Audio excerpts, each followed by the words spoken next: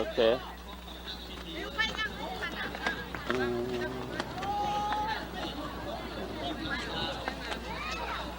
อันนี้ก็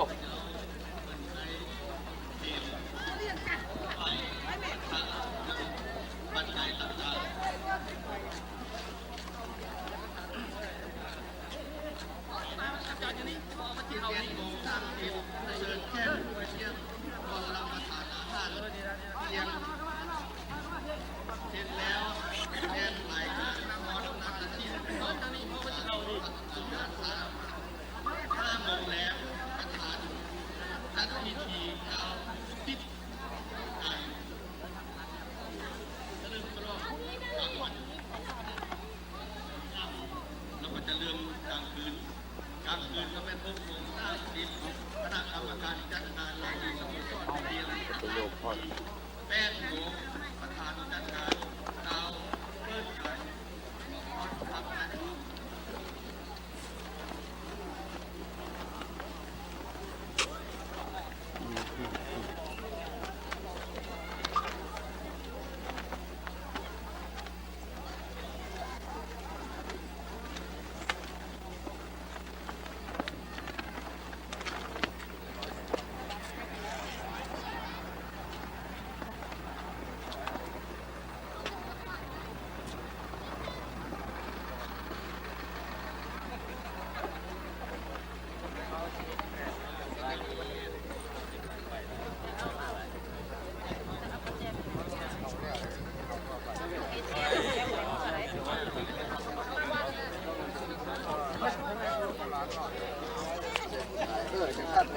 พอกชนเจ้าถ้าเขาไปตักไปปุ่นมาเอาไปปุ่นโขกมาถ้ามันกระยาเอาตั้งแต่รักปุ่นมาเลยมันเป็นชื่อลูกเงินนั่นพุ่นให้รถมาจอดอยู่พี่เนาะอันนั้นบ่หอดบ่งามบ่ลาแต่ก็ซื้อนี่ล่ะบ่แดงไปโยกแขนตั้งส่วนผมยับเรื่องส่วนบอกทั้งส่วนไปตูดไปดอกถ้าเขาตูดไปยอไปเปิดยับไปเองไปตูดไปนับ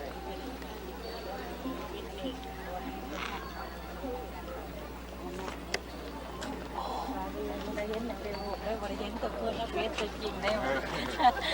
เราได้ยินแต่เวลาหูให้บอกได้ว่าจัดจะดีไปละไม่ดีแต่ให้ช่วงหลังหลายมากดีถ้ากันแยบมากดี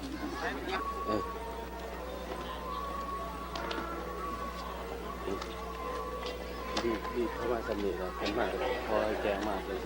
แล้วมายืนอยู่เป็นแบบแม่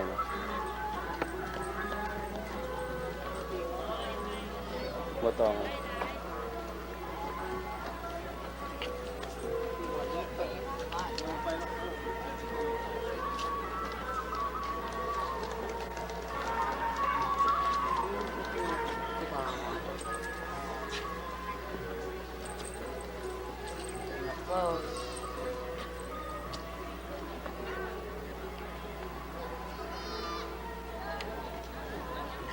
Yeah, that's it. With my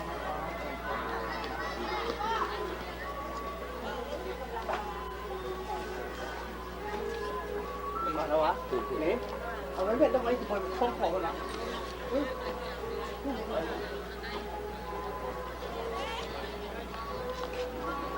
เกมกันเลยตัวเน่งของใครตึ๊บไหวด้วยเนาะนี่ยึดกระบะด้วยที่นี่อะไรแบบโอ้ยเห็นมันแรงพอที่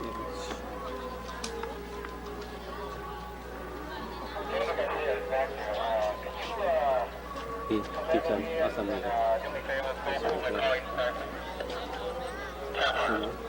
โอเคตอนนี้ก็ถ่ายเอาเรื่องที่ฉันใน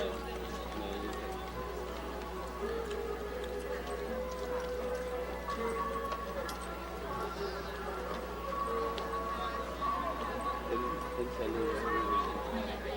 โอ้นี่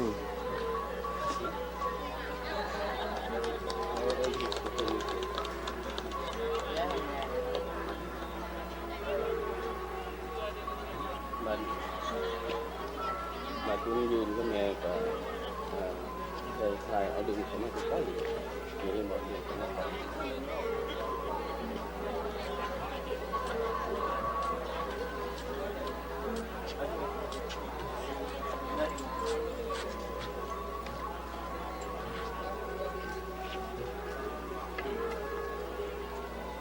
บิ่งทายซอยกันก่อนให้ผู้รักษาแล้วนี่แบบนี้ว่าให้ไกลว่าให้มีต่อเข้ามาไกลดีก็สิ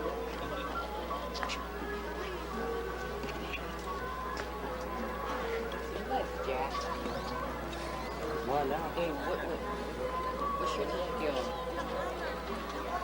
จำอยู่ว่าคอยแกงเจ้าเฮ็ดบ่ได้ตอนนี้โอเคบัดให้ขอบ่ต้องเบิ่งก็เฮ็ดก็จะยืนคอยแกงเดี๋ยวสูงน้ำไม่พอก็เดี๋ยวก็สิพอ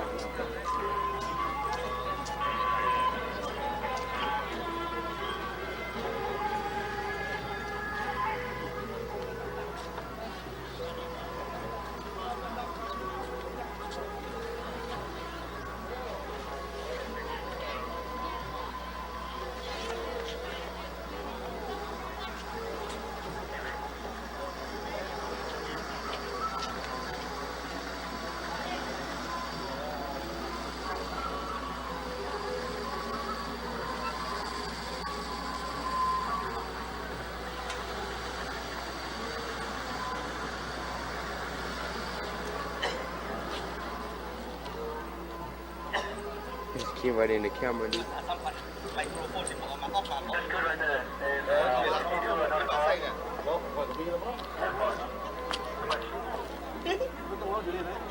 มันได้เตรียมนี่นะโควิดก็ห้ามต้องซอฟคนมาห้ามซอย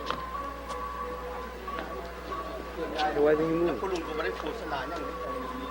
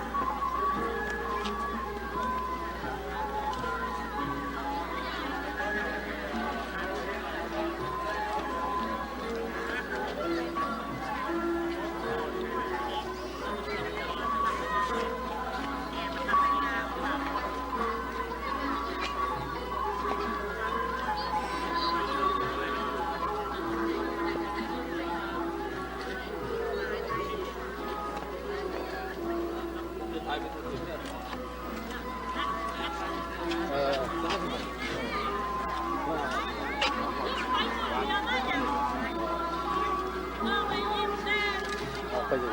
ปยืนถ่าย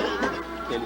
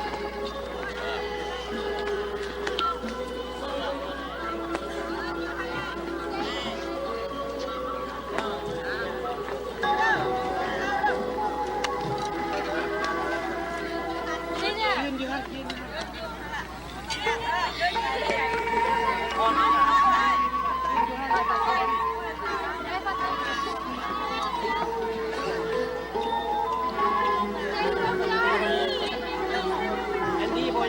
ย่างก่อนยืนอยู่ฮะก่อนยืนอยู่ฮะบอยย่าง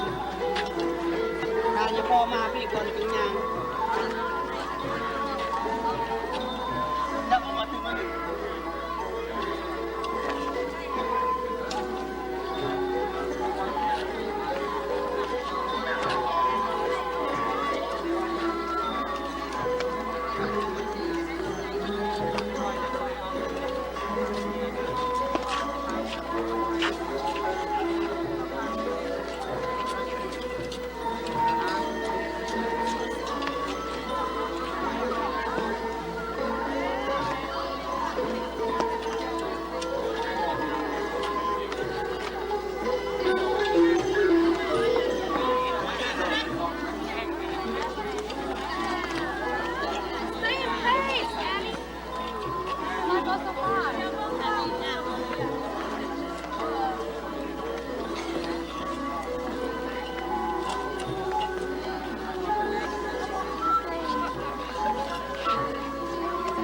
พอดีอยู่นี่เลยนะ